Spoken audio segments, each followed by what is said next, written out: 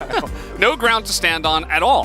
DK is on the blue side. They do have side selection for this round 2, whereas T1 had it in round 1. And let's see how they utilize it here. Lucian definitely could be a big pick point, although I'm not sure how T1 feels about that pick anymore after their series against Gen G. But Aiming and Guma have been the two AD carries that have loved this pick, and it's been banned quite a lot in series against them. It's got to be B1 Aatrox, right? Like, I'm ready for it. I know it shouldn't be B1 Aatrox. Kalista, I think, is still the most likely to actually make it through here. And particularly if you leave it open as DK, you are basically forced to prio pick it. We all know that T1 is able to play it in multiple roles. Also, wouldn't be surprised if T1 is trying to look towards utilizing it in the same way that Gen G did against them, as there is the Corki ban coming through here. Yeah. I've always had this opinion about banning against T1, but I don't think you can ever really ban out Faker. And I feel like generally bans should be used elsewhere. I think his Orianna is fine. The Corki, yes, he had a good game on it, but is it really ban-worthy? The Corki at this point, I'm not 100% sure. No. Especially when there are so many power picks in the meta right now. And right now, a lot of them are open. So Ashe was actually the one I was going to mention first. Kalista, still open as well. Lucian, even though we don't like it, we know teams still very highly prioritize it. Also open. All of the junglers, usually we see like Maokai get banned, maybe... we do have the Vi, but outside of that, no... Rel ban, which actually I think against T1 is valid, given how much better owners looked on that specific jungler. We saw him go back to the J4. Lucid too. It did not work, as Sejuani is going to get taken away here. So Aatrox, Kalista, Rel would be the picks that I mainly... Maokai. Yeah, Maokai that I mainly look towards. J-Sorry. Kalista is the standout for me, though. You can obviously respond to it with things like the Arma and the Poppy. This is what DK have been going for, though. Yeah, that says Hosu, it's his showmaker's name, and it says Mantra Q. Yeah. He has been playing a lot of Karma, so it's his most played now at 9 games. 6-3 on the pick. And it's strong. It's good. It's reliable. You get mid lane control very often. There's the first pick, Aatrox. Not on the blue side, though, Chronicler. And potentially, yep, the Lucian to follow it up. No real changes here in T1. Their setup and their priorities in draft. That's not Zeri. That is not Zeri. That is a big risk to take into Lucian. We'll see if they want to give away where this Karma is going. Obviously, Showmaker is just hovering something. I imagine a jungle pickup makes sense here. Can also go for a top lane, but... Like a TF or something? Yeah, maybe. If you are afraid that's going to get banned away.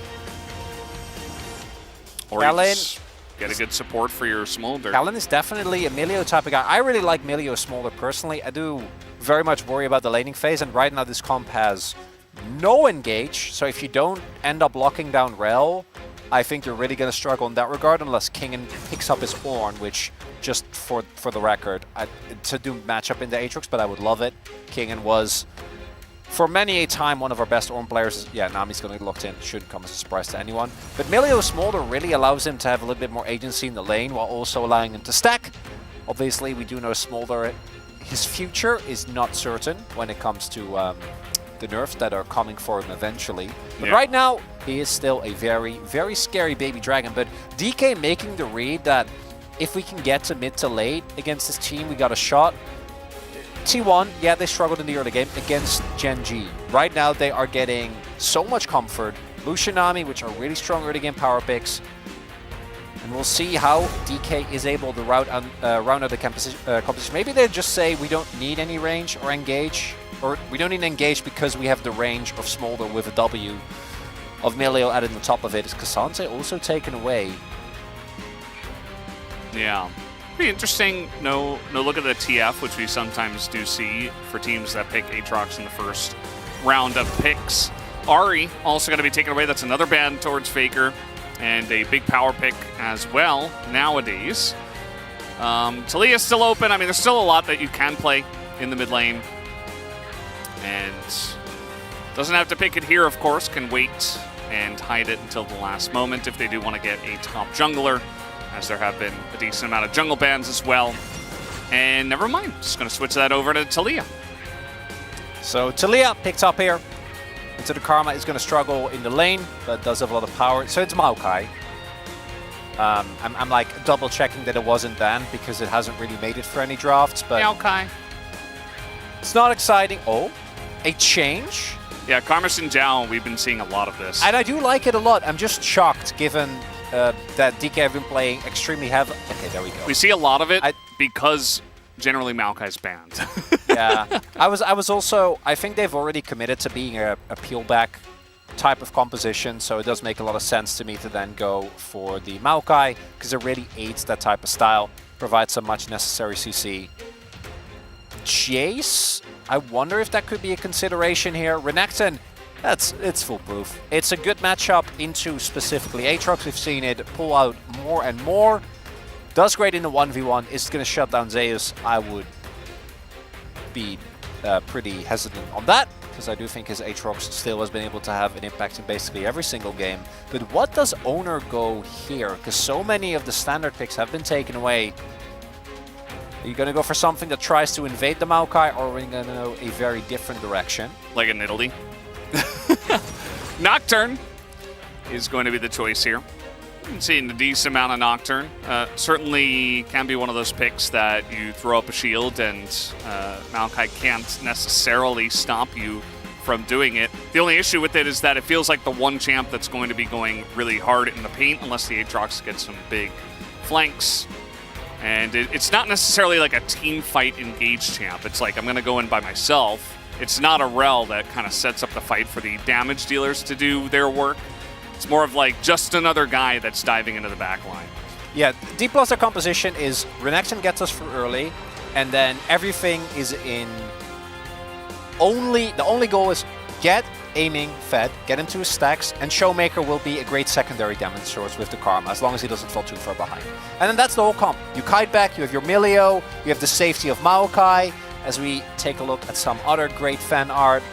For T1, really Nocturne to me feels like, obviously you can make some semi-global plays with the Taliyah as well, but it just feels like I press my Paranoia and then Zeus flanks. But if DK is able to use the kite back power of this composition to stay away from that, I think the short-range comp for T1 can really struggle if they don't take control of the early game, which, to be fair, I do expect that they will find. Yeah, I do agree with everything you just said, Chronicler. We'll see if T1 can manage it, or will D+ bring us to a later stage of the game as we hop into the Rift for game number 1. D+ Kia, Hana, do it, D+ Kia, fighting. Yes. T1, Hana, 둘, 셋. T1, fighting. Yeah. Yeah, I really don't know what you were going. I followed you, but I had no idea what I was going for. Right when I started speaking, I was like, well, I shouldn't do the same thing. But I thought about it too late, so I like started low, and it was like, Yo. Kind of ended up into that. Take a look at our Weeby friends there on the bottom. Thank you, Rory Bank, for the Weeby friends. A great addition to the LCK. Just gives me more of an excuse to talk about anime, so I'm very happy. Not that I need to. Is there any anime character that jumps out at you that's like Lucian? Like in terms of vibe? Yeah, and like... Nothing I can come up with right now. Okay, that's fine. I'm trying to think. It's hard to make the direct one-to-one comparison, I think, in a lot of cases. It's more so skin lines than anything else. Would you say that Gaihan is a better weeb than you are? Gaihan being one of our... oh yeah, no, awesome. I couldn't match. Absolutely not. No, I'm global team I'm a big members. I'm a big hobbyist. You know, Okay. I've seen a lot. I like a lot, but I'm not nearly as committed. Haven't even seen the new Demon Slayer movie. Oh, Wow. apparently it's great. I know. Unbelievable. I know. And you call yourself a weeby friend. I know. Yeah, it's a little bit disappointing. I tried. Yeah. I tried to get you guys into it as well, but that hasn't really panned out. No. Well, he got us into board games, so It's that was something. good. The one thing I don't really like, I mean, there's a lot of things I don't really like about Lucian in general, but especially for T1, it forces Keria to just play Nami every game. And I'm like, yeah, you're not going to get Senna ever, but it also just feels like he is just kind of locked into this pick that in Enchantress, you can land bubbles, you can change games with your tidal wave, but it's not necessarily a hugely skill-oriented pick that can really just allow Keria to bloom and to carry the team. So I've been a little bit sad to watch Keria just playing the Nami every game in recent times. Has been the priority for T1, and I imagine that with every team's continued insistence that this is a good bot lane, it is still dunking on scrims. Keria just got that played solo. That's not ideal. Fed Nami, okay. He's No. like, I hear you, Valdez. I'm No. going to carry this game. No, not Fat Nami, Veldis, no. Why Need not? Fat Lucian.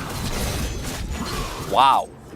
Okay, he took the second tower shot as well. I'm like, you can take the one tower shot and feel great about the trade, but I would have much rather he just proxied. Might be looking for a proxy on the follow-up wave, but the Renekton buffs, I think, have made him definitely much more of a menace in lane, as we have already mentioned on the cast many times. He also remains in powers aiming. That's, I don't know, that's like the third last hit.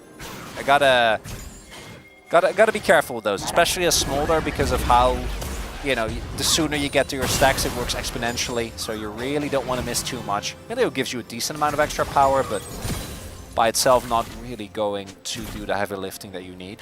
Yeah, the only thing that I think is sad about Renekton is that Gore Drinker is gone, and you don't get the full dopamine that you still get with Aatrox, where like you go in and then you just your Q, which it doesn't feel the same. It doesn't quite hit the same, but I'd say it's still pretty strong. Faker's going to get leashed up here. That's a big Master Q to the face, and without seismic shove, Faker's going to have to back away. He does have a Biscuit, and is going to hit level 5 in that trade, so he is fine, but he's still going to go for, or he's thinking about a back, but he's going to cancel it now. Lucid, considering coming on in, but there's a ward, and he will be spotted out. Skooma and Keria have been playing this one very pushed up without any recourse from the Smolder lane, of course. Yeah, it was pinged as well, the ward, so DK did know that there wasn't really a gank opportunity, but still gonna force Skooma and Keria to play at least a little bit more respectful just in case of a play, as we do see Faker actually TP'd already, so he was down to TP, his lane really struggling into this Karma. And that should allow Lucid to pick up as the bubble. Yeah, the bubble is going to land. Aiming, though, does get a heal from Kellen, a shield, and all the wonderful Milio love. And he's fine, but got to be careful. At least at this point, Guma and Keria are pretty low on mana. They need to go for a back themselves, so not going to push the advantage. Yeah, so aiming's fine. Can't get take too many of those to the face.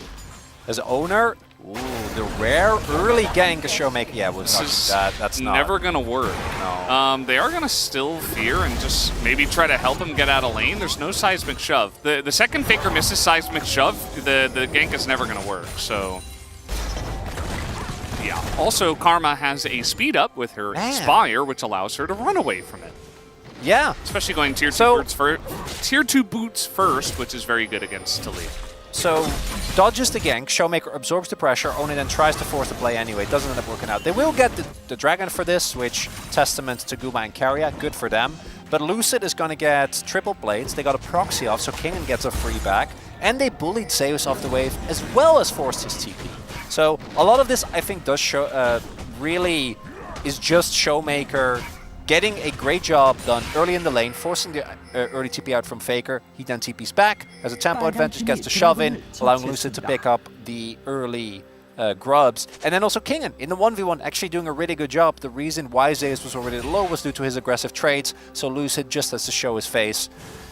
In the early game for DK, if they can generate even if it's just like, I don't know, like 2,000 gold towards topside, that can be enough to get you to the point where Smolder can win you the game. That by itself is not enough. You still need to keep it safe from a decent amount of threat on the enemy team. But a single Drake and a topside lead, you know, have King and roam over for like the third Drake fight. It's plenty of opportunity here as Owner will steal away Lucid's red buff here. Lucid will know that this is being taken, but he's Maokai, he doesn't have bottom prior, so just has to be sad. Yeah. I think all things considered, DK should be very happy with the way this early game is going. Yeah. Singular Mountain Drake going to T1 is like, whatever. Based on the comp, the only good thing is, of course, you're stacking the Drakes against the Smolder, which you would like to pick up the Soul as early as possible into the Smolder. So, of course, they do want to get this objective anyway. We have a little bit of a fight here. It is 3v2, but Smolder is not a champion, so don't fight it. And DK decide, yeah, we will listen and not fight. They're already playing it safe, so Kingen. Yeah, going to force the World Ender. Definitely a nice amount of trading going in favor of Kingen in this one, but now Aatrox's going to hit that Q3, and Zeus does trade it back decently in that one. Nicely done by Zeus, but still, Kingen not going to feel too sad. Doesn't actually get his crash. Not sure if he can pick up maybe a plan. That was...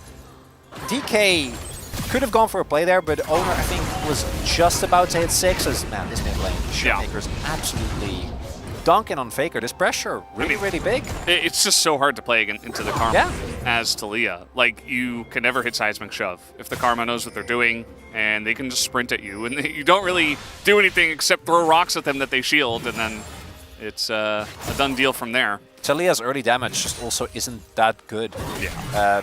Obviously, way back when they changed her, took a lot of damage out of her early W combo. Gave her a lot more power in the late game as, this counter gank. Yeah, the flash is going to come in. Let's see if this counter gank does work. No Dominus available. Double dash is going to come out, but now the Nature's Grab, they are turning it onto Owner, but not enough damage, but there it is. Kingen flashes in for the first blood. Zeus is going to be zoned away, and here's Showmaker, puts him on a leash, and that'll be the end of him. Showmaker picks up the second kill for DK early on. And I thought Lucid was going to counter gank, but instead they flash aggressively on top of Zeus. Owner, when he arrives, looks like he might be able to turn the tide, but Maokai might not be that strong in these type of extended fights. But Renekton that already has a lead is not going to be afraid. Early Eclipse now. 9 minutes. For Kingen. And yeah, Showmaker arriving there, cherry on top of the cake. Normally, Talia has a lot of map presence, but as we pointed out, and that this is partially due to the matchup, partially due to Showmaker just doing a great job. Right now, there is no opportunity to roam. As we take another look here, the empowered healing on the Q going off is so big here because it means that Kingen stays alive for so much longer, gets his Conqueror, and then the flash Q to ensure Zeus does not get on top of him due to Lucid. So there also is an opportunity for him to maybe try and get at least a 1-for-1 trade. And now, like, early Eclipse, this lane is going to be an absolute nightmare for Zeus. It's Dunzo. It's pushing away from him, too. Yeah. This is not going to look good for him. Owner doesn't have ult. So it's he isn't really in an opportunity either to easily fix this lane state. Oh, God. My guy.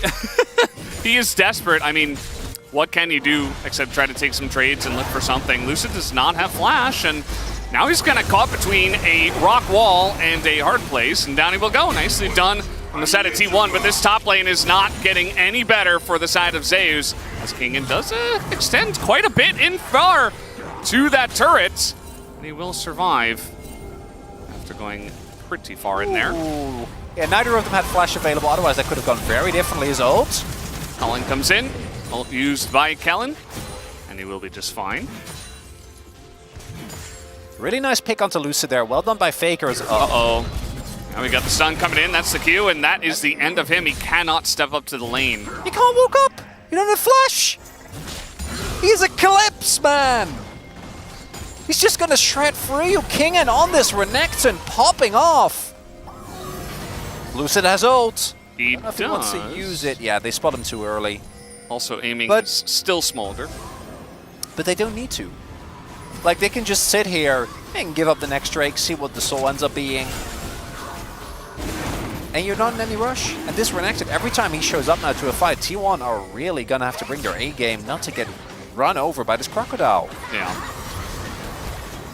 See, they're trying to pressure, aiming under the turret, but he's got Mom to help out here. Still going to get a bit of poke damage down. And it's an Ocean Soul against this one. And yeah, there is a nice amount of poke with Karma and Smolder, sure, but that is not the soul you were hoping for as T1. Try to snowball this into a bit more. Because now you're behind, and yeah, you've got a bunch of Drakes, but they're not going to be extremely useful in this one. As Showmaker looking for the play, is going to force the flash out, but did he go too far is the question. Owner is right here, and that is going to be the end of Showmaker's reign over this mid lane for now. Big moment there, as the mid-jungle duo for T1 finds another successful play, keeping this gold even. Oh yeah, they're going in on this one. We do have Nami nearby. Keria trying to make this a thing. A double knockback coming in from Lucid, keeping them around. And this Renekton is so gigantic. Very nice spell shield on the stun. Otherwise, Owner was dead. Really cute there from King, and he actually walked back and used one of the tiny mites to get his E so that he could get the second E. Didn't end up mattering because Owner was still holding on to the spell shield. Showmaker has been playing with max pressure up until this point, and it does end up backfiring a little bit. Uh-oh. Is Guma okay? I'm not even sure, though. The leash comes down, and he's going to respect it. Cleanse comes out, down a couple levels against Fed Karma. Probably just better safe than sorry in that one. Lucid using some of his available gold as we do take another look. Faker does have to flash. If there's any reinforcements here, that might be enough. But with Lucid on the grubs, never gonna end up working out. Is aiming at these type of fights. As long as he doesn't die, he is thriving. Yep. And that's the one thing that I would be worried about if I was DK. I don't think that Ocean Soul is nearly as strong as a lot of the other options, but you do want to make sure Smolder can still actually burn down people. Yeah. So we will see. I imagine DK is just going to find a way to get this Crocodile towards the river in about 2.5 minutes. And if he's there, yeah. That really says it all. Zeus still does not have his first item. He's just been put so far behind. And DK did such a great job, and Zeus was not able to match in this lane. What about free people? I mean, Keria does have Tidal Wave. Yeah, I maybe like it can backfire. Yeah. Herald fight coming up. Faker is going to get first turbo, though, and he has TP, so he can still join this. It's a big gold influx for T1. Yeah, it definitely is. I don't think they can use the gold, though, because they do have to fight right here, right now. And TP. Or is Faker just going to shove here? Yep. There's the TP. And they are looking to challenge this. Kingen is coming over. He is the raid boss right now on the side of DK. And they get it pretty much for free. Now we get the engage coming on in. And a nice blast going to try to get Showmaker to a rough spot, but he's dodging everything. Can he dodge everything forever? No, he cannot. As finally they do take him down. And at least they do get that killed. So actually T1 moving ahead in terms of the gold lead. Big win there for T1. As the wave attempt to save, but there was another wave coming in, so I don't know about that one.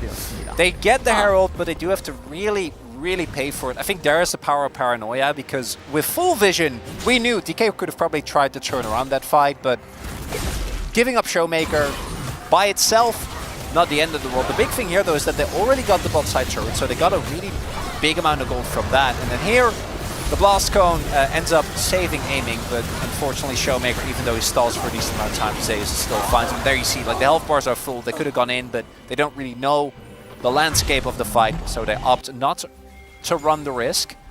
And now the gold lead is there for T1, but this is where we go, is it enough? Because Smolder, as we all know, can basically be non-existent, and as long as it's 225, you can win the game. And he's Knight's Vow on top of him as well, as shouldn't come as a surprise. Good buy there by Lucid, and he also clicked on aim, which thumbs up. Nice. Yeah. Clicked on the hypercarry. That's the skill expression that I love to see in my League of Legends. Yeah, I do think that.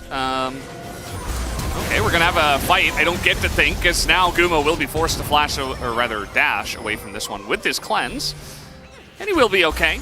Gets the flash out of Lucid. That's a bit overzealous on that play. Yeah, that's a win. Maybe they thought that he was out of his cleanse, because flash for cleanse, obviously T1 is going to take that trade any time of the week. And the big thing do notice is that if there is no Crocodile, then DK really needs to respect, because their AD carry isn't a real dragon yet. He's just a baby dragon. He's not even, you know, we're not even talking about close to Elder. Not even 125. This is Chemtech level. He really needs to chill. Not a Chemtech Drake on your team. Oh, they're going to commit to this. They really want this. Yeah, I don't know. I mean, maybe you get the smite steal, and yes, he will. They're going to pick it up, and T1, they just say, no, that Maokai is too scary. And without Zeus, without TP, they have to run away. That's the big thing. DK know if we invest our TP, they cannot commit to this because Zeus can't join the fight. If they get a mid lane turret for this, there would still be a colossal win as aiming is just going to walk up the wall. Wall comes in, and yes, they are going to catch aiming, but this is under a turret, so... With Milio. He does have to use his barrier though, so that's nice. They got the barrier. Yeah. Still not a good play. No, it wasn't. They might trade top side turret for bot side turret. They need to be a little bit careful though. If somehow they get King and on top of them, this can still be a big problem as the TP gets cancelled. Yeah, they are gonna stop the TP. Definitely pretty nice, but have they overextended? Good spell shield, but you can't spell shield everything. The bubble is massive from Keria and gives them a chance, but it just doesn't matter as T1 are down members and DK are so fed at this point in time. Faker, he's trying to ride the wall, but that's not a flash, as you mentioned. Big shield's coming out, but he will die eventually. The question is, yep, Showmaker will be given the shutdown, and this is a massive swing in favor of DK. They should be able to take down this bottom turret, too. Ooh, Lucid. Is he going to get taken down here? Guma ends up going for the brush instead, so Lucid should be fine. Big thing here is that Zeus did end up picking up a topside turret, but then on the flip side, so did Kingen. So a lot of it is invested, but second item now done. I wouldn't be surprised if DK are really going to continuously look for these aggressive fights. What they really want though is mid lane turret, as this is just a messy situation altogether. Getting the TP cancel is nice because it allows you to play towards the cross map, but if you do that, you should also be very aware that all that DK want to do is fight, like 100%. Like they invest their TP, they can't save top, so they're going to hard force a fight. Yeah.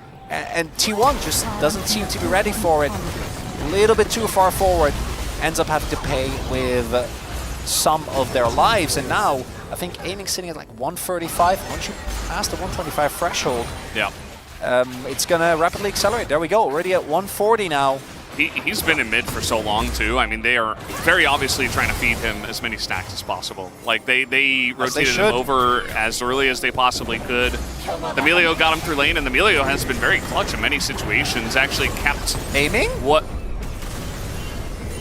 Yeah, good call. That was a misclick, 100%. Just abandon shit, man. No. It was a bait. It was a misclick. He of all the people... 400 IQ baited out the Talia wall. Yeah. Didn't get the charge. Yeah, he should be lucky that he could steer away from certain death. Yeah. That would have been, a tragedy. With the buffs to the driving. It would have been so funny if it just went in and died. Yeah. If he couldn't make the turn. Would have been very deserved. But yeah, the Milio has been so huge in this game so far. Kept Kingen alive in that last play, has kept aiming out of trouble the entire game, which is not always easy, to be honest. And he also went for the Dream, I always call it the bubble, support item. Dreammaker and Redemption, so he's going to be keeping him alive quite a lot here with the Knight's Vow that you point out. I mean, Smolder is going to be somewhat difficult to kill, I'd say, between the two of them and the amount of disengage that they have. You know, you've got Karma Shields as well. It's a pretty obnoxious comp to play into that DK have built here.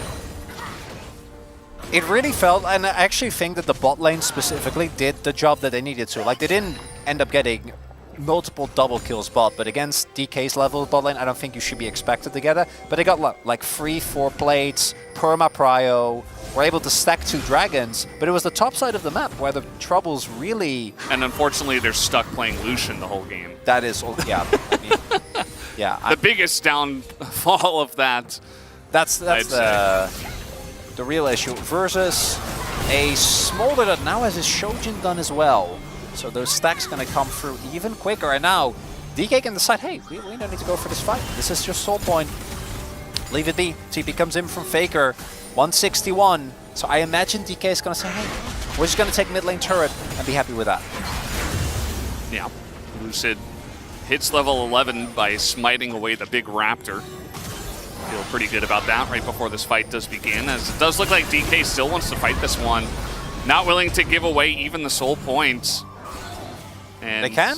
Yeah, I mean, the Drakes will be valuable, always. You know, I was just saying before that perhaps would have wanted something like a Hex Tech as the flash comes in onto Keria. Not sure if that's the target, but is going to bait out the tidal wave, I suppose. Lucid still holding on to his nature's grasp. Yeah, this is one of the problems as a hold-up. He's going to use it. Kingen is pretty zoned away from this one. We do have Paranoia as well, which doesn't really do much. And now they're going to go in onto Kingen. Not sure about that one, Owner. He is in a bit of trouble now, as Lucid also, but he is going to be saved by the Milio once again. And down will go the jungler of T1. Although some low health bars here on the side of DK, and aiming still crucially not at 225. Hysterics! What are we doing going in? Because I was just about to say is, oh, Guma going aggressive. He has to. Like, he doesn't have a choice. Yeah. They have to get this this Drake fight done. This is their window, with Smolder still only sitting at 187. But yeah, so basically with Maokai, your engage just isn't that good. Like, your counter engage is great, but trying to force plays like that, you're not playing Rel. It's take it a little bit easy.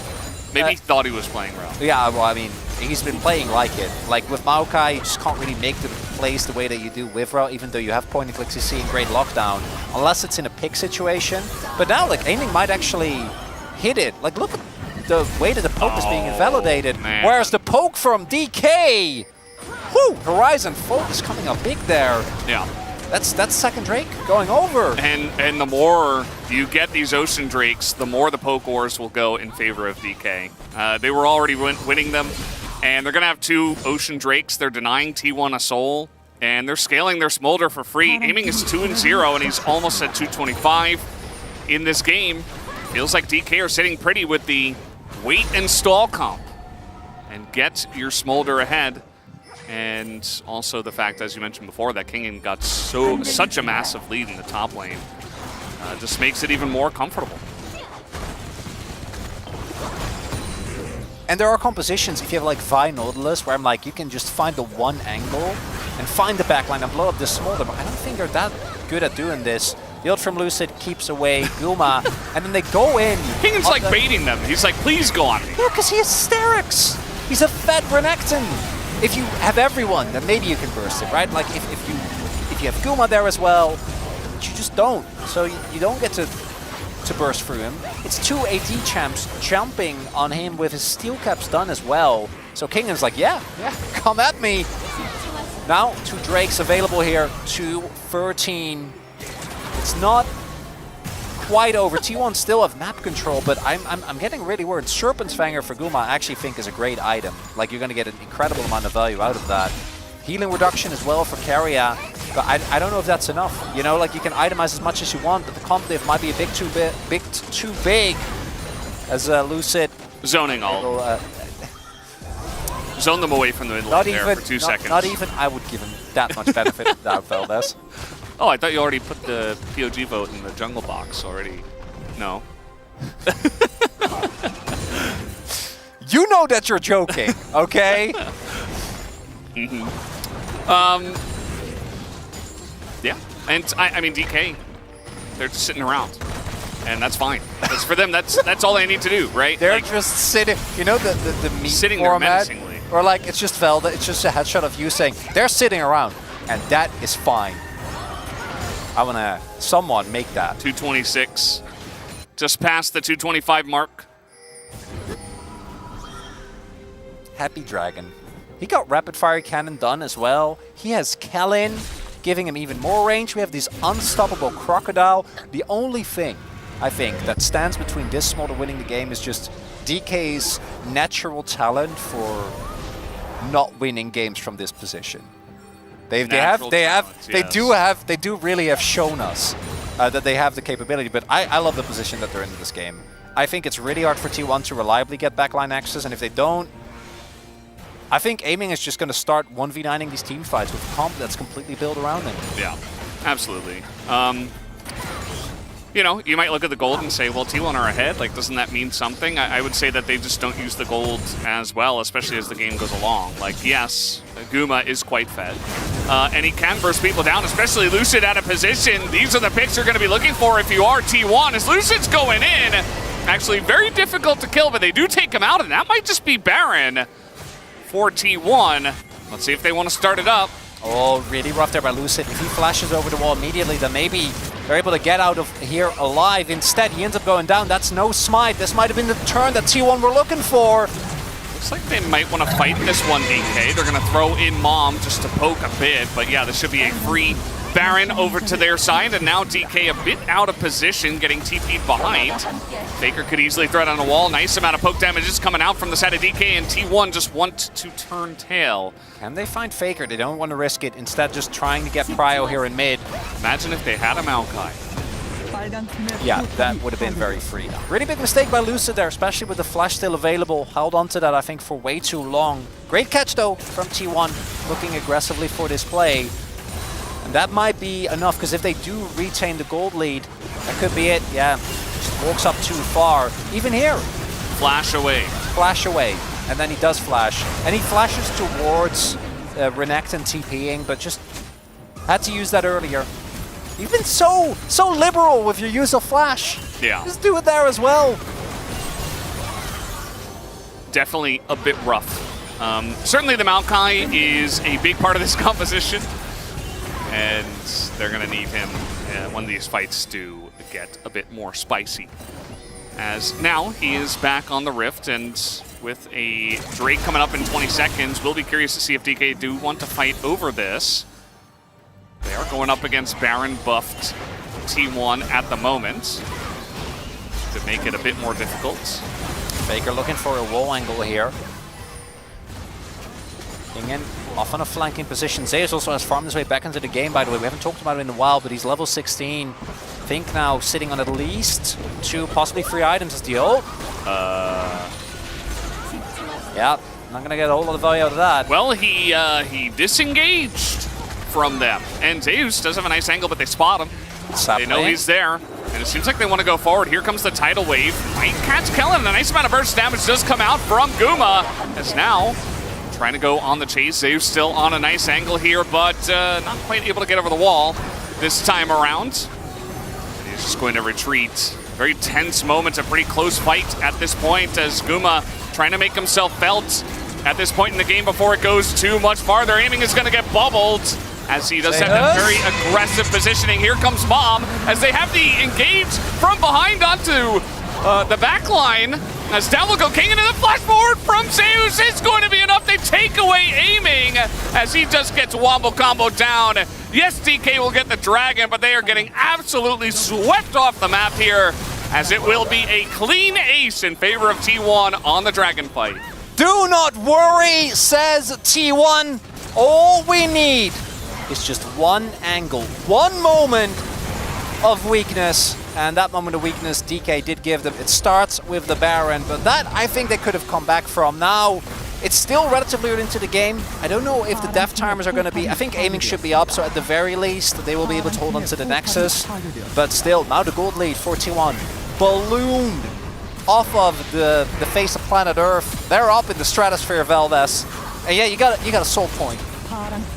Not going to be the difference maker. Yeah, I mean, they were staking their claim on that one, and they had already taken so much damage. And the fact, it's going to get split up here, so Kingan's going to go into the back line as Zeus does, but Kingan is the one that goes down. Aiming, trying to move forward, gets hit. The thing is, though, I felt like they actually turned a corner because they know Zeus is there. They were able, and then here aiming, has flash, but still gets caught by Zeus. Zeus on top of him, lethality Aatrox. The man was scaling all along. And I'd say don't run at the Aatrox with flash. That would be... He said, this is good. Smolder low. And really, that was it. I mean, got him as well. If DK were able to maintain a front line and not get Aatroxed in the face, they might have been okay, but the second that aiming gets engaged upon, the fight is just done. And T1, you can see that massive drop in their favor on the gold difference over time graph. Yeah, there are a couple of key problems there. Obviously, first and foremost, when you pick Maokai in a composition like this, you gotta stop using his ultimate as an engaged. It just doesn't work. Like every single time, because they have Nami, they have so much speed, they have the spell shield, like you're just never ever gonna hit someone. And then secondly, you're always going to have to be on the front foot if you are playing small because you want to try and get as many Qs off as possible, but at the same time, I feel like we should stop falling for the, oh, look at lethality Aatrox, he is low.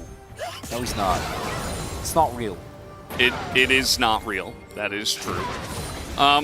D+, they're not out of the game just yet, but T1, they have total control over this Baron pit, and I think that if they can secure a second Baron, it might just be over, even with the amount of disengage that DK have in their comp, because eventually you just get bowled over by the huge amount of money that T1 have, which is sometimes just better than any amount of scaling. It's just having a pure, large amount of dollars in your wallet.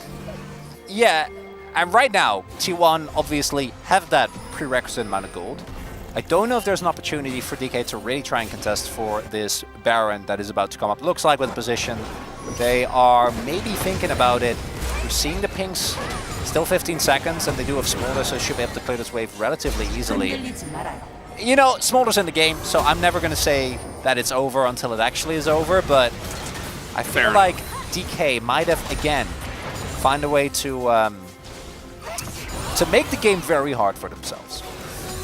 Yeah, kind of trip over their own shoelaces a bit. Because and credit where credit is due, we've seen T1 get these type of miracle team fights, but I think generally the type of composition does feel like it has that as a great goal or as a build-in type of style. This one, they're just hard forcing, and it's working for sure as Baron gets started up here. Yeah, Guma is the one that's trying to push everybody away, and he does have an insane amount of damage. Look at Lucid's health bar. He's got 2 armor items as well. Doesn't seem to matter as Nature's Grasp comes in, and they kind of laugh at them as they are not engaging into that. They get the Baron, and now they're just running away. Free Baron here for the side of T1. DK could do nothing about that. Lucid, only level 13. He is so weak, so Guma just shreds through him. Also has the Serpent's Fang. So, yeah, it's 15 seconds, guys. Guys, the Ocean Soul doesn't... That's a Nexus trade. That's Nexus. If it was 15 seconds earlier, that would have worked. Wait, they don't know, though! Nah, it doesn't matter. Like, they could have probably looked for the end there, especially with Baron. Well, they're probably going to lose that inhibitor anyway. Try to find whatever angle I can to give them the benefit of the doubt. That's my co-caster. Just trying to be as positive, you know, as Wolf has said many times this year. If you don't have anything nice to say, just say something else. And yeah, now trying to stake their claim on this Ocean Soul would be pretty nice if they could get it. Serpent's Fang, the value, Veldes, the shielding that's getting reduced. I think they have 2 as well. If I saw correctly, I think Zeus also built 1. They built full lethality, right? So that means he's not tanky, right? All right, getting in on the Faker, the engage with the W comes out once again, but Ingo's owner trying to zone away, and now Lucid is getting chunked out. Down he will go. King and Lucid are all alone as the rest of them got pushed away by owner, who is surprisingly tanky. He's buying so much time, he's going to flash away. And there is the massive damage coming out from Zeus and Faker into that back line. And that should do it, guys. T1, they find the angle in the team fight. The TP goes into the top lane, and this game will end in favor of T1. All according to plan for T1. Not even a moment of worry there, Veldes. What did we learn? I don't know. I'm glad that we have our space, I'm sure, standing, waiting, ready. See, they are going to go back onto the blue side here for game 2. Now, the nice thing is, for DK, it's very, very easy to pinpoint what went wrong in that game. So there are 2 things you do. You don't put Lucid on Maokai. He's had some bad games on it throughout the entirety of the split. It's not limited to this one. But this one, I think, by far the worst.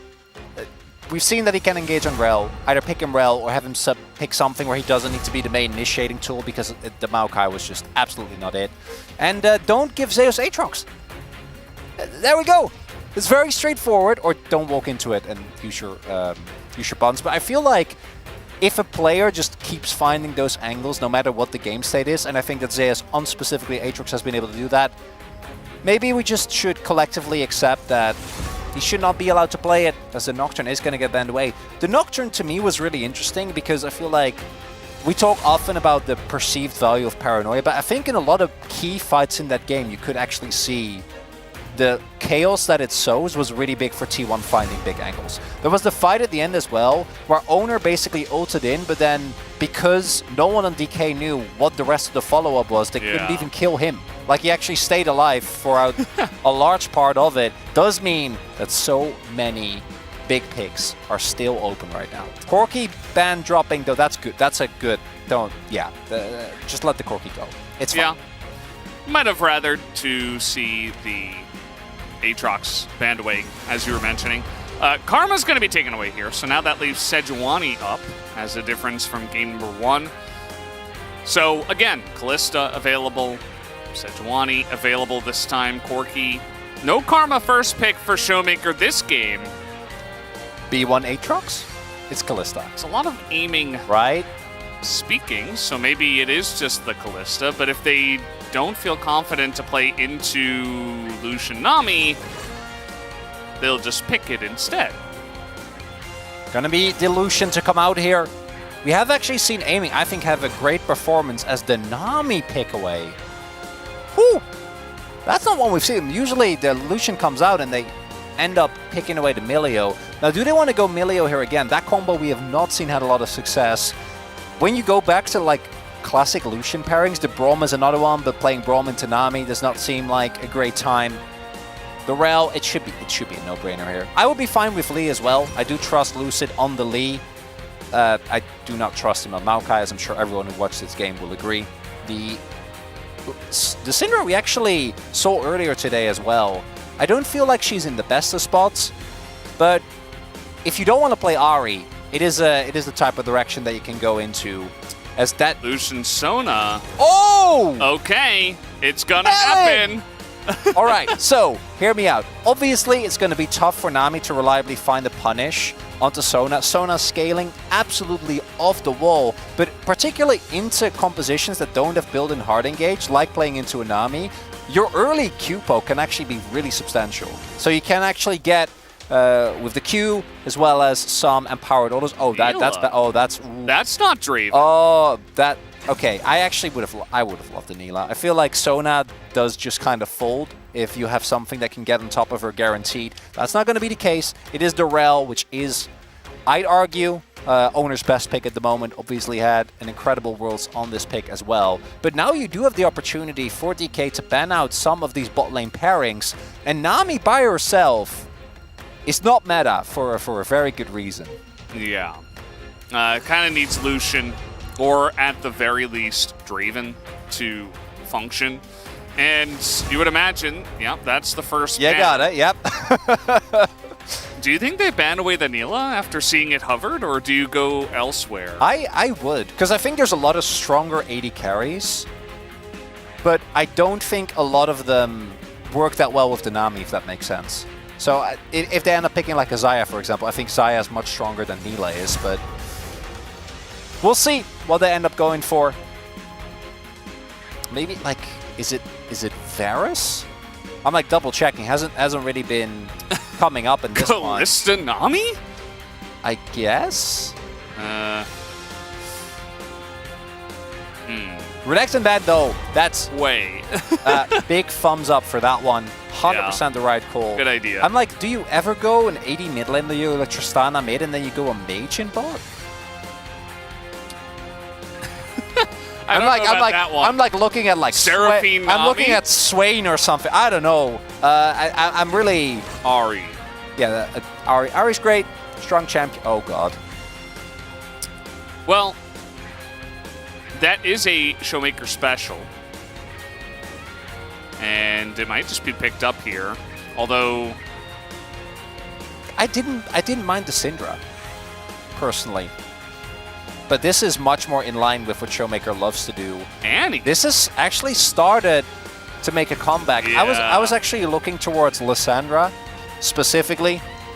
Obviously has been a traditional counterpick towards the Ahri for locking her down. But Annie does the same thing. Locks down reliably. And I gotta say, the idea of trying to face Annie and Sona in a team fight is not. That's not a good time. As Kingen, he has 3 champions: Aatrox, Renekton, and Gnar, and then Ornn. But Ornn isn't a thing, especially not with all the Aatrox blinds. What does Guma play? Is it just Neela? Caitlyn or Ezreal? Not sure how I feel about Caitlyn Nami. I don't think it's terrible. If you ever hit a bubble, you can follow up easily. Guma obviously is a really good Caitlyn player. I'm just worried about the mid game because Lucian, his ability to just dash on top of you and just blow you up in a matter of seconds as Kate, I think is a little bit scary. I think it's pretty fun that T1 didn't just select a handshake. You know, they have really thrown a wrench into this draft entirely by picking the Nami away. And generally, you would just be like, okay, well, we're just going to play Draven and, you know, just do whatever, and maybe it's Lucian Melio, but we get to see some new stuff coming out here because of all this. I would have loved to just pick Draven, though, because I feel like then, like, playing Draven, Nami into Sona seems like a best-case scenario. And more importantly, there were like 4 junglers still up. Like, Rel obviously is the best one, but I think both Maokai and Sejuani were still open. And if they bend those 2 away, then that gives you a lot of breathing room in other departments. But we get a fun draft, fellas, and that's worth something. Yeah. We get Sona, we get Annie, D+, at the forefront of the meta development. Are they good? I don't know, we'll see. I thought they were good last game, and then they obviously didn't manage to pull through. Yeah. Very curious about the bottom lane Caitlyn Nami in this one, personally. As this time Aiming will get a chance to play the Lucian. These 2 AD carries both love that pick as we hop out of the Rift for game 2. D+ Kia, 하나, 둘, 셋. D+ Kia, fighting! Yeah. T1, 하나, 둘, 셋. D1, fighting! Yeah! The classic. Thank you. Both ends of the register. The fans are out in force. Hopefully they will actually be soon enough. We are fans of League of Legends. True. And we did the fan chants. So it counts. Hail of Oh, is he just going to go lethality? Yeah. That makes sense, actually. There's no real frontline on the enemy team. If you get a lead on lethality Kate in particular, it can be really something. Could, of course, also be just for the early trading. But generally, with Halo Blades, I would imagine that you want to look towards specifically lethality. Lethal tempo on Caitlyn just feels so insanely strong when you get to the later stages of the game. Keria is in mid, helping with the trade. Look at that. Already winning lane. Wow. GG. Showmaker going for the early E, as you do. But yeah, the first few trades not going to be very fun. Do see here, unsurprisingly, a lot of scorching going on. PTA also for Aiming. Not playing with Nami. We generally see Lucians go for this rune, obviously able to proc it really, really quickly. I want to see this bot lane. I want to see what's happening there. Yeah. Kellen has not played this pick this year, and so far it looks like this is going pretty well for the Caitlyn Nami. Caitlyn still just in her own right should be able to control the lane early on, as it has been exactly 356 days since Kellen himself won against Hum Life Esports Life at the time, as they hit level 2 and can't quite hit much afterwards. He is a real enchanter enjoyer, I think, Kellen. Yeah. Was at once upon a time also contesting for the title of our best Renata, but in general, I think his worst performances have been on, not that these are times where he's good in engage reports, but really his Worlds performance, I think, really was the standout in, unfortunately, a negative sense. As Guma, he doesn't pick Caitlyn often, but when he does, he goes lethality and he owns the lane. I guess. He does have a 92% win rate. That ain't bad. I wonder where his one loss happened. I don't know, unfortunately. I wish I did. That would be so cool. If I just like... Yeah. No. Feels like probably some lane where Caitlyn Lux lane went wrong, and I can just only fell imagine behind? it's like against Nongshim and it's Jiwoo on Neil. Like something, like, Yeah. there's no way that they pick Caitlyn against like Genji and then lose, right? I feel like that is a very specific type of scenario. Already the early levels feeling great here for the Caitlyn Nami. First plate picked up, right on track, and Kellen not able to get anything going here early on. Possible fight here is, ooh, Lucid does get that spotted. was close. Could have been big, but Yeah. he's going to get spotted here. Faker's already TP'd, so right now sitting on a pretty big health lead.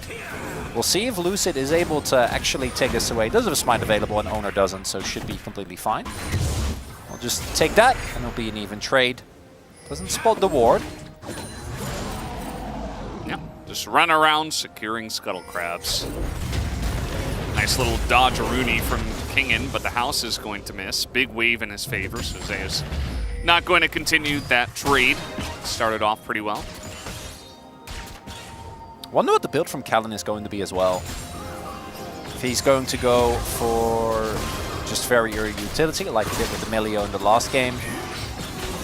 As I love, personally, having an exhaust built into my Champions kit, as we saw there. Really happy you went for this Sona skin as well, because it really doesn't get more obvious in terms of finding yourself an indicator than damage down. So with Sona, if you get the empowered auto on her, I think it's her W. Yeah, then the damage reduction is kind of insane. It's large. And in charge sometimes as well.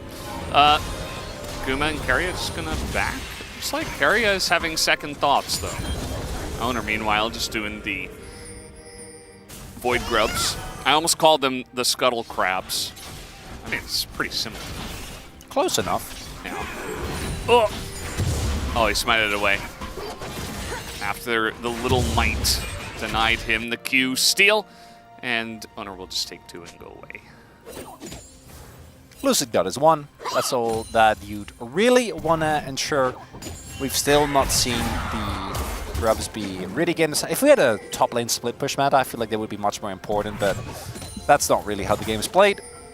It's all centered around team fights and dragon fights and baron fights, so I'm going to hold a lot of that. Kingen picked up an early call. And as one of our big Gnar enjoyers, is going to try and look to at least maintain prio in this lane, but as we have seen last game, again, yet another piece of evidence as to why shutting down Zeus on Aatrox just isn't really a thing, unfortunately. I mean, at the end of the day, unless you fall behind, like, very far, we're talking, like, 2 kills, 20 farm. I mean, he was pretty close to that in the last game. I mean, he was, though. But, yeah, I guess even then, you know, you just press your Q3 onto the AD carry, and it's all good. I mean, that's just the Aatrox way. The fact that you can have such survivability while doing an intense amount of damage is allows him to stay relevant. Even on just one item. Credit where credit is due. Zeus was also the best at actual lethality Aatrox, you know, the Duskblade Aatrox. Ooh, flash forward, the W stun comes through, and Faker trying to get away, he's not going to be able to. Lucid picks up first blood. His owner gets followed up on, but he will get away. Credit to Showmaker for setting that trade up. Ooh, wonder if the burn would have been enough, but Lucid there flashes over the Q to ensure that they actually get the lockdown, and Faker, of course, being Ahri, is highly mobile, so they wanted to just ensure that they did, in fact, get the kill. As we do, in fact, have confirmation here that it is the Dirk, and if it was just a Dirk, and Lethal Tempo, I would imagine it's just for laning power. As we take another look, that's some Annie gameplay. All right there. He did press R. He pressed R with full stacks. And Faker's like, it's fine, I need these minions. It's fine. I really do. And then Flash, I think Flash W, and then here as well. Yeah, actually, I don't think he would have died, so nicely done. Otherwise, he could have made his way over the wall. A little moment of redemption there for Lucid. As the bubble. Ooh, Callan is low. Owner levels see up. If he can get it done. The Q is going to miss. Flashes the jump. And with the calling, that is going to push them away. Kellen now down a flash and a heal. Keria trading the heal, I suppose. Oh, and because of the Faker roam and the opportunity for a redive, they probably have to vacate the area, or Lucid is towards the top side of the map, but Hey, at least they survived the initial blow. They're able to catch the wave, and it looks like T1 doesn't want to risk it. Tier also picked up by Kellen. This is something that we see very often on Sona. Don't even necessarily need to build it into anything, but their mana cost can be quite rough to deal with, particularly in the early game before you get any mana regen items.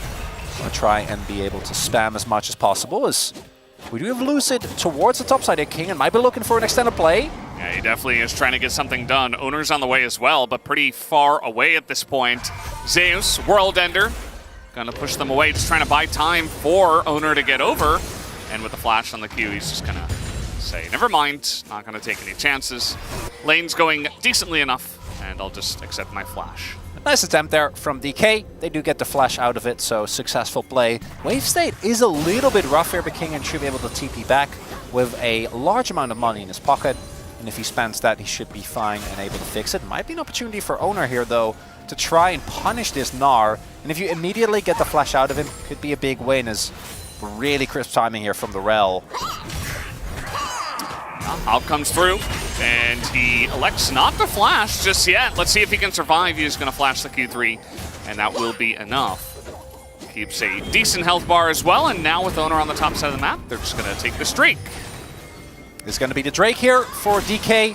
So flash for flash in the longer trade towards the top end of the map. A Showmaker again hits Faker with the outplay of stat checking, as they do really need this Drake, and Lucid needs to be a little bit careful. But this is, imagine, that's the point, imagine if that was Lucian, and you just go in and you like, no, can't do that. Drake will get taken as Kellen takes a bullet for aiming. Yeah. Not sure how much longer in the game he's going to be able to do that, though, because once the Caitlyn builds a couple items that are lethality, that's going to hurt a lot if you have no armor. Lucid continuing to stick around. The dash onto the trap, not the play I was looking for in this game. Not ideal, Veldes. But that is going to get his cleanse away, as Lucid once again just being a annoying little Lee Sin, let's say. Here comes the World Ender, Zeus. It's a wave clear roll. Yeah. Yeah. Kind of unfortunate that all the minions get feared away. Yes, 6. Q's going to miss here from Lucid, and he's up 2 levels somehow. Not sure how he managed that. But, Faker. Nice trade there. Big chunk. Well, I say trade. Showmaker didn't do anything back. Yeah, I'm sure you guys remember in the past, the Annie meta was you cast Tibbers on them so that they don't get to play the game. Has gotten nerfed quite a bit since those days. She fell out of the meta. But now Ahri's back, and I suppose now Annie is back. It's just back to Annie Ahri every game. Yep. If we ban Orianna. Look at that. Guma hasn't backed yet, so I think otherwise that might chunk a whole lot more. One of the LCK observers, Keeson, also a really big fan, as Lucid might extend this play. Yeah, I mean, they're going to be on a pretty long chase. This is essentially a 1v1, and yes, we have a TP coming in. Owner trying to flash away from this one, but here comes Showmaker. A double stun comes in from the Tibbers. Gives them a chance to extend the play. The Q, it lands with the charm. It's huge from the side of Faker, as Lucid will be forced to flash on in to continue that one. It looked insanely cool. It was, but it's not going to save his support, as Lucid can just run away from that one. They might look for a dive on Guma here. Faker can't join. Oh, never mind. He's TPing in. Yeah, he's going to TP, and that is going to get them away for now. We got Spirit Rush coming on in. Faker, let's see how far he wants to go. Nice. Lucid is here. The kick comes in, and Guma's just left out to dry. They didn't know that Lucid was still in the bottom side of the map, and now it is so much worse, as DK going to pick up so much gold in the bottom lane with this play. Well, after last game, I'm not making any grand statements, but that's looking damn good for DK Veldes, as it all starts off with Owner going for an ill-advised invade, and it snowballs into so much more, as Kingen doesn't have his flash this time around. And he doesn't have his hop either. He's in a lot of trouble. He's going to dodge the first part. He's trying to dodge the Q, and he will. He is running so fast on this little mini Gnar, but it's not going to matter at the end of the day. Oh, hats off. Hats off. Nice try. So close. Not good enough, unfortunately. very important gank there because there was no point of hope for T1 on the map, and now there's topside. So that's something Zeus does actually get. Did you notice, by the way, Owner put his Knight's Vow on the Aatrox? That actually is a... He knows where his bread is buttered. buttered. Great choice. Obviously, might be swapping it around, but right now, okay, we go take another look at this. So, Owner is invading. I imagine he was expecting Lucid to go toward the top side of the map, and his camps are up there as well. And the TP comes in, and there is no counterplay. I don't know who placed that ward. Might have been Callan, might have been Lucid, but that ward absolutely game-changing. That charm was slick. Yeah, that charm faker was... The charms have been really on point. Yeah. But all it does is extends the play, forces the flash. Oh, Bubble, he is dead. Yep. And that's it. That's all we got to see. Bubble, and he's dead. And he is very unfortunate there for Callan. Sona does not give you a lot of room for mistakes as Lucid. No. Okay, trying to make another play. He does have the Dragon Kick. But just trying to make his presence known, maybe stop him from taking the turret, as it has been chunked out quite a bit already in this game. Both these junglers really get the opposite experience, where now it's Owner that doesn't get anything, and he's just sitting on Knight's Vow. Callan ends up going down there to the bubble and then gets chunked, but they feel relatively safe still, because I think Callan still has his ultimate available, as does Aiming. And in the 2v2 in particular, oh, this is going to just be, yeah, beautiful timing on the bubble. And the Actually just bubbled and dead. Yep, very straightforward. Well, they had to do a little bit of damage initially. Yeah. As opportunity, now done for Gumat. Like, his ults are really going to sting. That said, though, Lucid is very far ahead of the curve, and if he ends up building like a ton of health, the lethality Caitlyn ults really aren't going to be as big a problem, especially with Showmaker having his E, Lucid himself being able to shield, and then Callan existing. And you know what? A single death on the Sona lane, I think you'll sign up for that. Hey. Ox! And Kingan's in a lot of trouble here, although it is Keria as he comes forward, but Showmaker's here to turn around the trade, gets there at the perfect timing. Not sure how he sniffed that one out, but excellently done, and that is going to stop T1's dive. They put an end to the Aatrox's reign for now. We know they only delay the inevitable. But really big roam there from Showmaker. Very bigly roam. My language today is not really on point. One of my friends from the Netherlands is over, and I actually think that really got me. You know, I swapped away from English for a little bit, and that was it. That was the end. It was just immediately over as the Herald gets picked up here. Showmaker? Yeah, Owner. He does have Faker nearby. Charm, max range going to hit Lucid, but they do not want to fight this. No. So, just going to get him out of dodge, and he should be okay. So as we chill a little bit, I gotta say, when it comes to compositions that enjoy Chemtech Drakes, at least individual ones, DK is looking great. I thought they had a lot of shielding in their last one, but this one, you get to use the healing power as well. By a pretty substantial amount. The core thing, though, and especially with last game fresh in our minds, is can DK actually play out the game clean enough? Can they actually... Because I do think that Annie and Lee in particular really excel in these type of messy, early, scrappy fights where you get to... and Ahri does as well, but Rel really doesn't. Rel was there for the 5v5 for the reliable engage. So... that struggle, I think, isn't too surprising. As we take another look, Kingan absorbing so much pressure here, able to hop over, doesn't get hit by the bubble, and then Showmaker shows up perfectly in time. But I am still worried.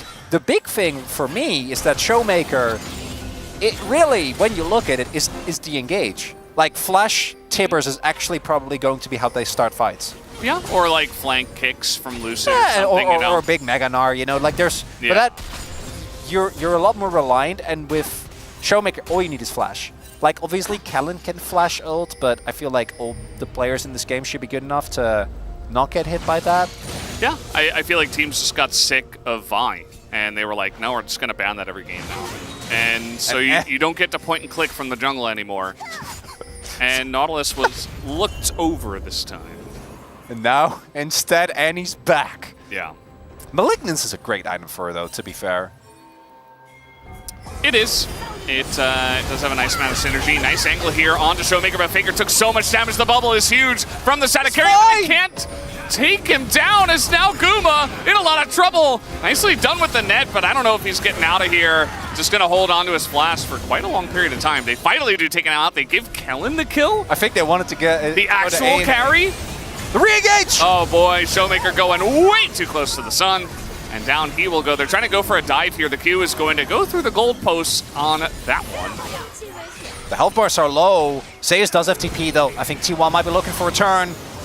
I mean, there's pretty high health bars here on the side of DK, but there's just zero wave. Maybe they want to just bait out TP. Because while this is happening, Kingen is just going to get at least one turret, possibly two. Kellen still has heal available as well. Standing there menacingly. Oh, he's actually going to go in. Lucid, what's going on? He's going to have a little bit of support from his team, and he has the Sona nearby. So, again, I suppose just trying to keep him around. But that one looked much more dangerous than I was supposing he was actually going to go for. Yeah, really taking some risks with that one, but there's not enough cooldowns available on T1 to actually take him down. And that's 2 turrets going the way of D+, about 40 seconds on the timer. Looking at the cooldowns used, Showmaker initially plays this amazingly. With the realize he actually is surprisingly tanky. The big thing here is that because he burst down Faker, Faker doesn't actually get to do anything meaningful damage into play, meaning that there's Rel and Nami, neither of which are going to do a whole lot. Kellen, a bit of a tragic ultimate on that one, but it doesn't end up mattering. Fine. Then here, like Lucid didn't take that kill to give it the aiming, and then Kellen takes it, which I think is very funny. And then here, really nicely done by Owner. Showmaker, without his flash, can't be that far up. Gets punished, which is good on them. And now, 3k gold deficit. Yeah. 2 items spiked on for aiming. Showmaker, I think, was just a bit overexcited, you know? He does do that. A lot of low health bars. He's like, I'm Annie. I can press my Q onto anyone. They're probably going to get very low. Oh, look at this angle. Perfect from the side of Lucid. They just did not see him. Owner is quite tanky. The stuns are coming through, and the turn maybe from Zeus, and the TP has a ton of Ahri damage is coming out here. Showmaker gets charmed up. Zeus, oh no, he's getting some resets, and he eventually is going to be taken out. A very messy fight as Faker getting into that backline, takes out another, puts the charm down, but is not long for the world. Went superbly deep on that one. And Guma and Carrier are like, guys, we're just going to run away from this, I guess. Almost felt like we'd hit the ball. Oh! All right, there we go. Bubble comes in, as well as a trap, but Lucid gets away. He does push them away for now. That is Herald being used here. We'll see if anyone can make it back Shouldn't in time. You just rode that? Yeah, it would have been way faster. Yeah. Maybe it auto, I don't know. Maybe it like auto timed out. And I still feel like I should have rode it and it would have been a lot faster. TP coming in. They don't have any vision, so they want to make sure that it doesn't get stolen. There is a rel, but T1 is like, yeah, we don't care about that actually. Yeah, they're not in position. Gonna and use it now they're gonna, yeah. Dragon is gonna get taken.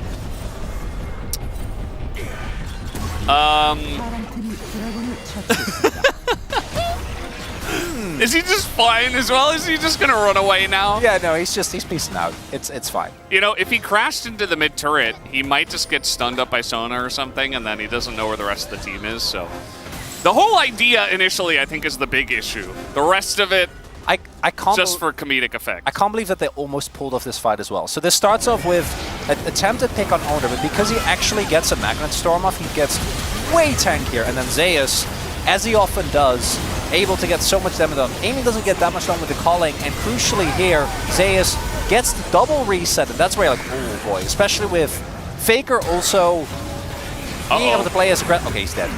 Being able to play as aggressively as he does on the Ahri, if he gets any assists, ended up being I think really big at the beginning of that fight. But fortunately for DK, they do have enough of a topside lead that it didn't end up mattering for now.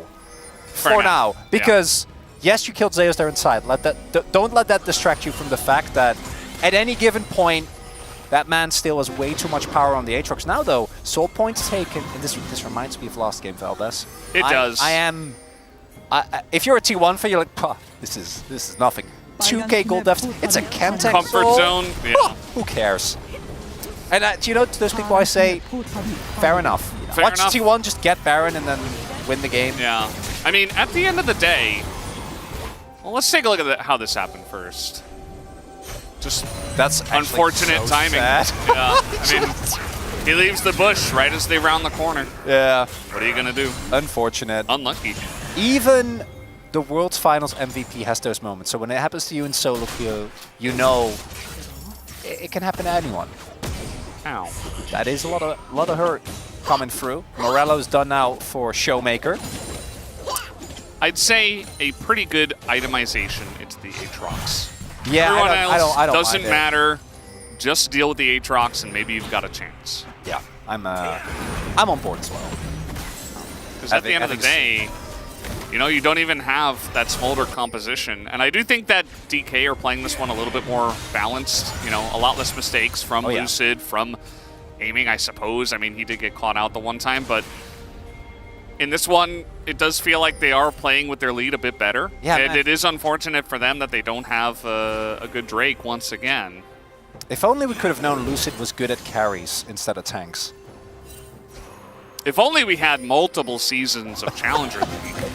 I mean, to be fair, he came into the LCK right when tank meta was at its prime, and he tried to play like Vi and Lucian, or Lee Sin rather, and he didn't look that great. So I think the team was like, can't you just play is tanks fair. for us? I also think that aiming has looked a lot better on specific picks. I think his Lucian was Like something Lucian? that that we saw last week. He actually was able to really perform well on. Mega Code! Where did he come from? Even Jonas Strong missed that one. Like, came out of the red buff, but yeah, it was just the Mega Cone, I'd imagine. In goes Lucid. The kick is not enough. That's a Rel, my guy, as he is just going to be taken out here. And once again, Lucid going to get caught out, and with the Baron available, doesn't look like T1 want to go for it just yet. That one's on me. I cursed it. Yeah. Yeah, that's 100% on me. That's how it starts, Velbes. And yeah, once again, we see this Knight's Vow Thornmail build where it just makes these 80 junglers a lot less effective into you. Very funny start of the fight, though, with Showmaker going in. Lucid, display, very excusable. Actually going back in on that Q, not at all. That part, no. Not even a little bit. It was fine until it wasn't. Great wave as well there from Carriot to ensure, because if Showmaker and Kalen can rotate up, then obviously the play is completely fine. The only way you get out of that is if they like flash over the wave, which no, absolutely not. So big mistake from Lucid, ends up giving up his bounty, but no Baron taken this time around because the rest of DK is still there. And Look at the damage taken. doesn't surprise me. Lucid is so far ahead of everybody else. He's just trying to get the max Oh, value no. out of the imminent soul. Okay, that's what he's doing. Yeah. Low health. That's where you want to be. They're going to give this up. I don't The think. healing power works on Sundered Sky, right? It does, yeah. Yeah. It's actually quite good. Value. Oh, they are not. Never mind. They're not giving up all third item spike for Zeus. I've seen this one before, Velbes. Oh boy. Here we go again. Oh boy. And aiming is in so much trouble. Oh no, he's just going to get 100 to 0. The engage was so clean from Faker and Owner. They put 1 and 1 together. And now it's just a 5v3. Everybody else on the side of DK just running away. As T1, they should be able to take down this Drake.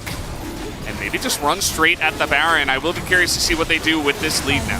What if I just don't say nice things about DK anymore? Maybe that's it. I praised aiming as well. That's on me. We'll see. 10 seconds on Kalen. Health bars for T1 are all full. They're down a couple of cooldowns, but they're going to start the Nash. This is a nightmare scenario for DK. I don't think Lucid can get anywhere near this pit because everyone's still there. There's no Mega. Oh, there is a Mega in our bar. Never mind. King going to go Mega. That might be enough to dissuade them, actually. Wow. T1 pulling off a Baron. Never thought I'd see the day. Yeah, with a Rel as well, but I guess with the threat of Meganar. Let's look at this engage. I mean, aiming just way too far forward. They don't even hit the charm. They don't even need it. Honor doesn't miss his circle, though. And they're doing the Baron. They know this is happening. T1 trying to run over here. DK maybe a bit of desperation, but they do have a lot of damage. Have to kick her out. Have to kick her out. Nope, just go for the flip. Okay, let's see who does pick it up. It's Rel. Who could have seen that coming? As now, aiming's going to go down, and the desperation Baron attempt is not going to work in favor of DK, and T1 are rolling them. Very nice dodge on the Mega Gnar, as down will go King into about a bajillion CCs. As, wow, T1 right back in the driver's seat. DK. Perfectly according to plan, Valdez. Woo! Who could have seen it coming? DK, fumble back-to-back plays. Don't get the soul. Don't get the Baron. I don't think they can end on this wave, but they're gonna try. They're gonna try. And, Actually, okay, Kingan's not here. I think that might be it. Callan doesn't have his ultimate. Looks like maybe they're not gonna try. Culling does come out. Pushes them away. Oh, the deep flank? The deep TP flank. The charm is gonna miss. They don't know. Look at the low health bars now here. they know. Showmaker is gonna look for the angle. Dodges a lot of CC, but Zeus very scary. He gets hit by the charm, and Showmaker goes down. And Zeus, he lives through so much. Even with the Soda stun coming out, it does not matter. Aatrox, it's pretty good. Lucid goes in, forgot there was a Nami on the team. Honor also goes in, forgot there was a DK there. I'm losing it, Chronicler. This game is just off the rails.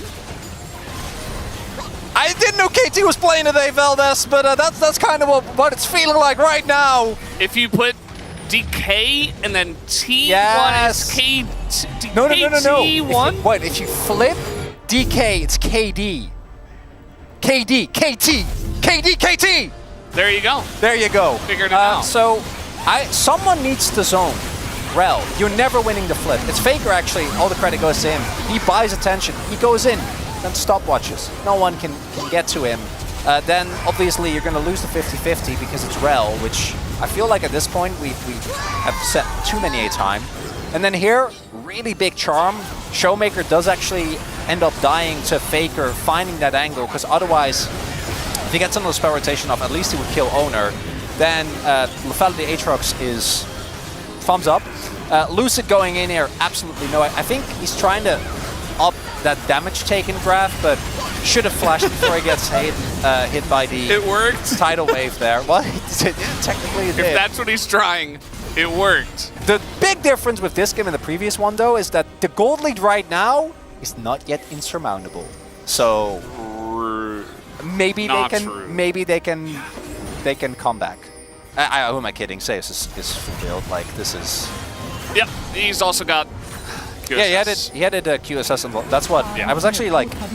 Or it might have been McKills, and maybe he got now both QSS and McKills just to make sure. Why not more? Why not more? Why not both? Might Sure. I interest you in Lethality Aatrox with 4 Kentech? Oh, am I kidding? Game's not gonna last that long. We're not getting there, Chronicler. We're not getting there. It's not gonna happen. Man, I thought we were gonna have a back and forth series. We got pretty close. Well, the games were. DK almost won game 1, and then they didn't. They were winning pretty hard in game 2, and now they're not. It's pretty rough. It's pretty rough stuff for them. And T1 immediately, I mean, King and no. they set it on the space. You give them an inch. A top 2 team in the LCK will take advantage of it. Mega Gnar is going to help out. Nice kick comes in onto Faker, and they do alley-oop him. The bait? Wait, Was that on purpose? I hope not. That's way too risky. But maybe they can try and contest now. Probably not. Still don't have vision at all. But they can probably try and shove through mid and maybe turn it into something. Faker still 40 seconds on the clock before he's back. This Drake, definitely a foregone conclusion. There's no farm. Lucid really just desperately trying to get back some experience. As the observers highlighted just now, production currently is behind on experience. Yeah. You take the threat buff, that would be nice. Owner's there. And Not he's sure if Rel. they will. Although, don't give your life for a red buff. That's never. I remember a certain Peanut in that same spot I do not want to. earlier today. This Guma build as well, man. Look how goofy it is. It's just lethality and collector. As, well, actually, you know what? Based on Lucid's positioning, I actually think it was a bait. I take it back. It's like a half bait, you know? If they send 5 people, the play doesn't work and you lose the game. But Yeah. it did. So, good enough. Close enough. So, DK wouldn't try to flip Baron again, right? I don't think they have the control to pull that off necessarily You know, right now. I think they would, actually. No, T1 should flip Baron because they have No, I Rel. think DK would flip Baron. Oh, again? Yeah. Huh. Just play it better than the first Oh, time. yes, play it better. Yeah, Yeah. Just hit your smite, Lucid. It was Come just on. an execution. Yeah. Surely. Right? Yeah. Yeah, as you might notice, we're kind of By the way, note that Owner did not change his Knight's Vow at any point in this game. No, he shouldn't! It has stayed on Zeus Yeah, the time. he's the carry. Guma, you know, he'll do his little poke thing and he'll sting like a bee and do that kind of thing. But Zeus is Press R. He is the team fight carry at this point in time. Not to say that Guma isn't fed, because he is. But yeah, I mean the Aatrox is already so survivable. That one's for you, Atlas. But if you put a Knight's Vow on him, it's going to make it even more glorious. Oh, no. He's level 18. Oh, yeah. No. Kellen's level 13. If he hits 1 Q, I think yeah. Kellen just dies. Well, Zeus is coming on in. Owner has kind of showed his hand. I think they did see Zeus, They must by the way. They There don't was a have- ward there. They saw him over the wall. They don't have engage though, right? Like DK doesn't have a guaranteed way to start a fight unless Kingen wants to flash in and go ham, or they find a big kick. Oh, the charm not going to hit. And it's a bit of burst damage coming out from aiming. Zeus as well on the flank, not really going to land much. Maybe it's got to be Showmaker that starts it off. Someone, but look how respectful T1 is playing now. Zeus, yeah, he's just gonna shove. He just go for the Nexus. If they don't stop him, there's a wave. He's got TP. So if anything least went they- crazy, Yeah. he's going to force Kingen back, but this inhibitor should be gone. Ooh, I don't know. Mini. Yeah, no, it's gone. Oh my goodness. It's Aatrox. And they essentially just played tower defense around the Baron, right? They put up a bunch of traps, they denied vision, and they said, okay, well, we're going to put you in a little bit of a suffocating position. Either you try to engage into this, or you deal with the side lane push. Big bot wave. Currently being stacked up. Zeus is on his way. Does have the TP available. They're not just... Okay, yeah, I was about to say. Neither team really wants to do Nash here because T1 doesn't want to run the risk of someone getting 100 to 0'd or kicked into them, or a big Maganar hitting them, and DK don't because, well, we already saw. Guma's build. He's full build! Yeah. Full lethality build. Those Qs really sting, let me tell you. Wardstone now also done here for Kellen. Not an item we see often, but an item I do really enjoy. Yeah. They just can't make any missteps is the problem. Whereas T1, like, Owner can just walk forward, like, slightly, and they're like, oh. Whoa. Hold on. Calm down, buddy. Yeah, we saw what happened when aiming walk too far forward, doesn't work. Showmaker, I think against a lesser team, you might be able to get, like, a great flash ult angle, but against T1, they're not going to give you one for free. What might happen, though, is that DK take mid-prio and then run towards Baron, and then T1 is going to feign that they contest the Drake. Maybe they just give up Soul, and it's like, we don't care about the Soul, we just want Baron. Could be an angle as well. Either team is just waiting, looking for just the slightest opportunity. Remember when I said that they would flip Baron again? Yeah, no, you were right. I should have listened to you. Yeah. Ah, surely this time it'll be fine. We're going to flip Baron. It's fine. The TP's in. Just execute better. Just outsmite the Rel. You can do it. Lucid takes a decent chunk of damage, but they have marked Zeus here.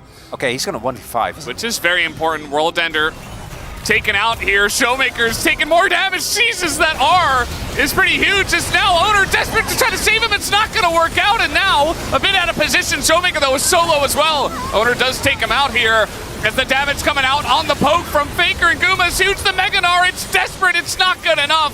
And the health bars just melt on the side of DK as everybody's going to be cleaned up here on the backside of this fight. Aiming does do quite a nice amount at the end, but it's too little and it's too late. T1, with that team fight win, will push for the 2-0. All according to plan. Quick 2-0. Nothing to see here, Valdez. as T1 make their march towards the Nexus. I learned something today. I just don't know what. I just don't know We what. learned a lot today.